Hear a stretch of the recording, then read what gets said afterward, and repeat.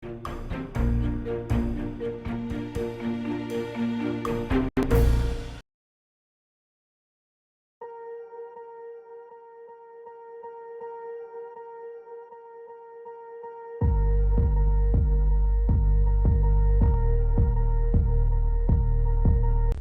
반갑습니다. 2월 6일 월요일 마감 시간입니다.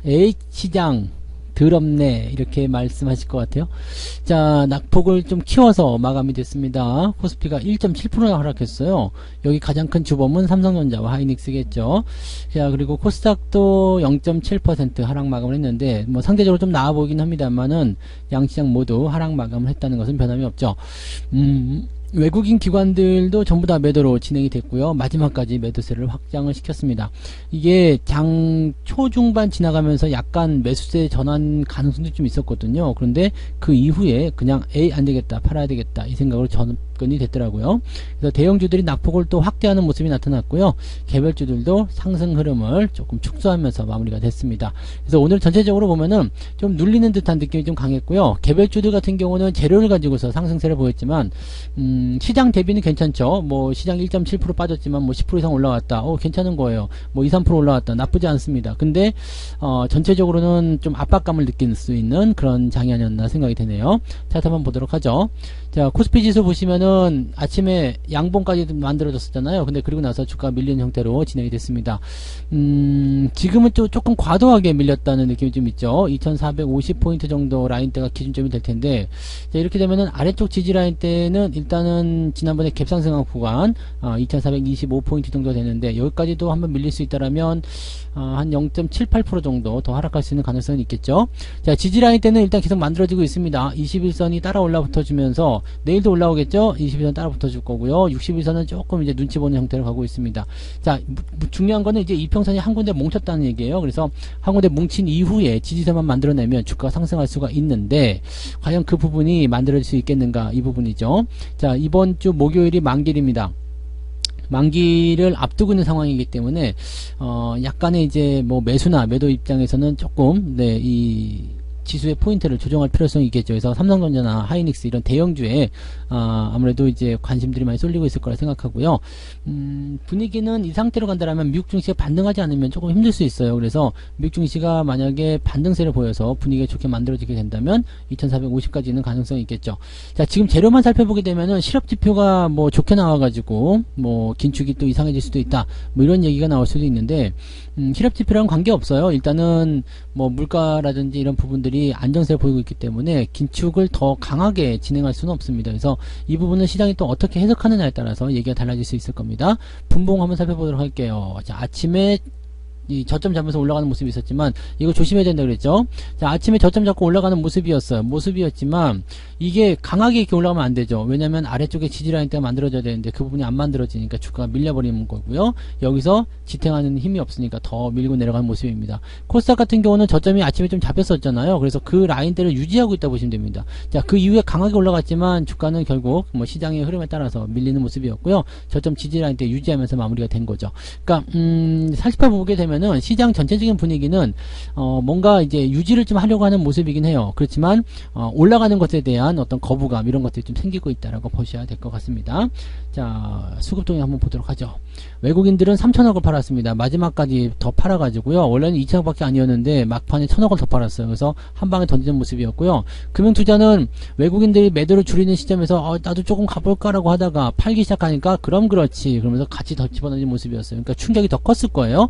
자, 오늘 같은 날은 금융투자가 거의 매도를 주도했다고 보시면 되겠죠. 연기금은 웬일로 사줬지만 이럴 때는 필요 없는 건데 이럴 때 사줬어요.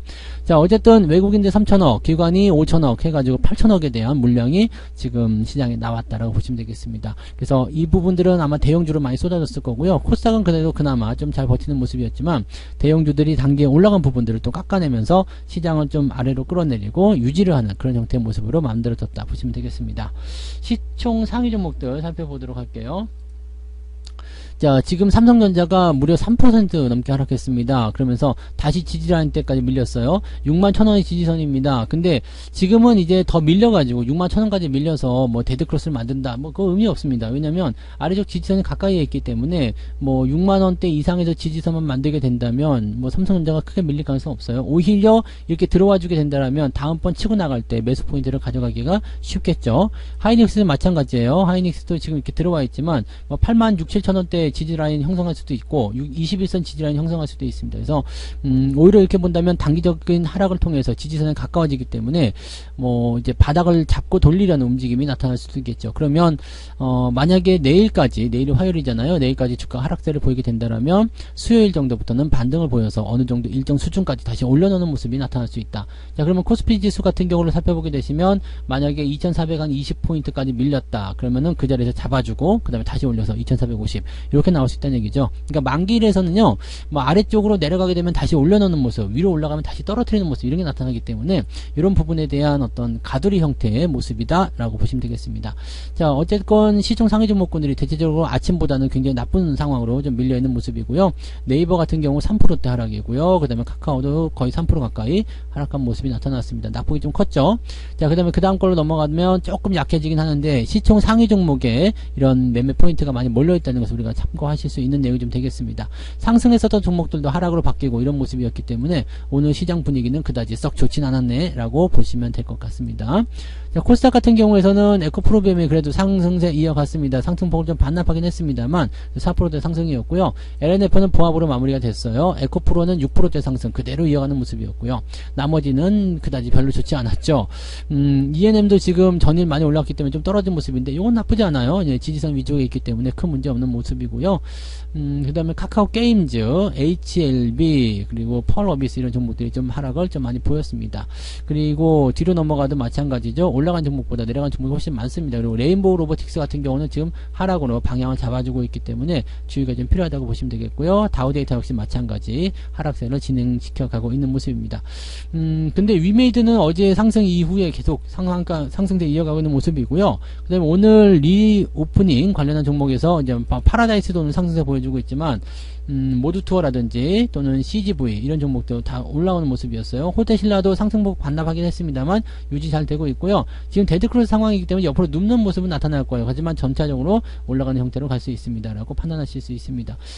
전반적으로 뭐 나쁘다라고 판단하기는 좀 그렇고요. 조금 찝찝하다 이런 정도의 느낌이지 않을까라고 생각됩니다. 그래서 시총 상위 종목군들은 뭐 특별하게 왜 이렇게 빠지는 거야 라고 한다면 특별한 이유 없이 라고 생각할 수도 있는 그런 정도, 즉 차익 실현에 대한 관점이 좀 높지 않았을까 라고 판단해 볼 수 있겠습니다. 자, 그에 따라서 상한가 종목은 많지 않네요. 엔바이오니아가 상한가 들어가는 모습이고요. 시총이 작아요. 그 다음에 하잉크 코리아 역시 시총이 1000억원대, 근데 주가 반등이 일어났고요. 모빌리티, 코롱 모빌리티가 지금 우선주는 상한가 들어가 있고요. 그 다음에 그냥 본주는 24% 상승입니다. 뭐 나쁘지 않죠? 신고가이기도 하고요. 그래서 좋은 흐름도 이어가고 있고요. 글로벌 우선주는 또 올라오는 모습이 나타났네요. 근데 글로벌은 그다지 썩 좋지 않았던 것 같은데 아무튼 그런 모습이고요. 그 다음에 아침에 좀 강세 보였었던 모빌리언스가 이제 좀 약세로 전환이 됐습니다. 근데 10% 이상 올라갔기 때문에 괜찮다 판단되고요. 시장이 좀 이렇게 눌리는 모습 보이다 보니까 차익 실현 들어가는 모습이 좀 있지 않았을까라고 생각이 듭니다. 그래서 그런 형태의 느낌들 보여주시면 되겠습니다. 그 다음에 KTIS 이 종목 지금 계속 궁금해 하실 텐데 아까 장중에 14%까지 올라갔었어요. 근데 다 깎아먹고 다시 내려왔는데 이 부분은 보시면은 차익 실현 매도 물량이 있을 거라 생각합니다. 막 올라가는 포인트는 괜찮아요. 근데 차익 실현 물량이 좀 있었을 거라 생각되고요. 지금 라인대는 지지 라인대 위쪽에 있기 때문에 일단은 3,300원대 위치를 계속적으로 잡아주시는 게 중요합니다. 그래서 아직까지는 매도 포인트 보실 필요 없고요. 유지를 좀 더 해주시는 게 맞지 않을까 생각됩니다. 콤텍 시스템도 상승 쪽 반납했습니다만 일단 뭐 나쁘지 않은 흐름으로 마무리됐고요.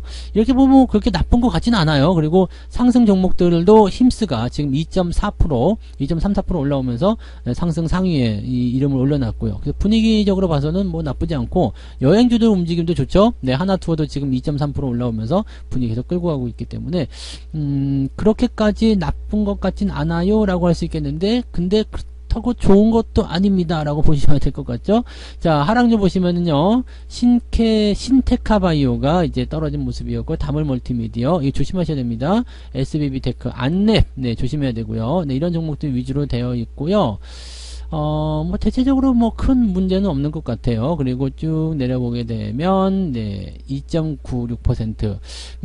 변동폭에서 본다라면은 비슷하죠. 상승이 지금 보시면 2.3% 정도였잖아요. 그래서 2.3 대 2.9. 이 정도면 뭐 그럭저럭 괜찮았지 않나 생각합니다. 그래서 올라간 종목도 있고 내려간 종목도 있고 이렇게 잘 섞여 있지 않았을까라고 생각이 좀 드는 부분입니다. 그래서 그런 내용들을 좀 참고하시면 될 것 같고요.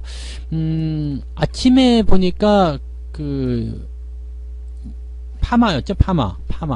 뉴질의 파마였던가요? 이 종목이 조금 상승하는 모습이 좀 있었는데 7%까지 좀 밀리긴 했네요. 근데 이렇게 해서 낙폭을 좀 줄여주게 되면은 이런 종목들은 이제 반등을 한 번 더 할 수 있는지 여부를 좀 지켜볼 필요가 있어요. 그래서 매도보다는 일단은 단기 반등을 노리는 편이 유리하다는 거 다시 한번 말씀드려보고요.